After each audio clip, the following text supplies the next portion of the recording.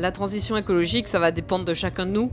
Ça va dépendre de chacun de nous à des degrés différents. Parce que évidemment, la solution, elle est collective. C'est une responsabilité collective de chaque être humain sur Terre. Parce que déjà aujourd'hui, chaque être humain sur Terre consomme beaucoup plus que ce qu'il devrait consommer et a une empreinte beaucoup plus forte que celle qu'elle devrait avoir. Mais évidemment, tout n'est pas égal. Il y en a qui ont une empreinte beaucoup trop forte par rapport à d'autres, il y en a qui consomment beaucoup trop par rapport à d'autres, il y en a qui produisent beaucoup trop de gaz à effet de serre par rapport à d'autres. Donc la responsabilité, elle est collective, mais certains, et vous ne serez pas étonnés de savoir que ce sont les populations les plus riches du monde qui sont les plus responsables d'émissions de gaz à effet de serre, certains sont plus responsables que d'autres. J'ai envie de vous dire, pour l'instant, quand on en parle, on passe pour des utopistes, pour des fous.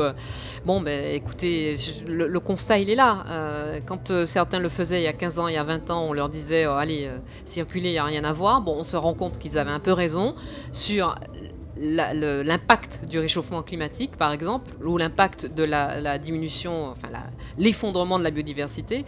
Maintenant, la Fondation fait partie de ceux qui disent transformation en profondeur nécessaire. Elle le dit depuis longtemps, elle apparaît comme utopiste à ce sujet, mais il n'y a pas d'autre solution.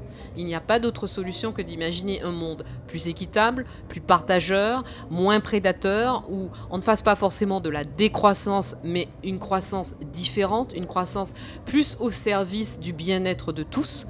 C'est quand même plus intéressant, selon moi, d'imaginer une société où on passe plus de temps à se parler les uns les autres, à se toucher, à avoir du commun, à avoir du partage réel, que une société où on passe son temps sur des écrans, parce que c'est pas juste de l'arrière-gardisme que de dire ça, mais passer son temps sur les écrans, à consommer, à acheter, etc., ça produit énormément de destruction de l'environnement.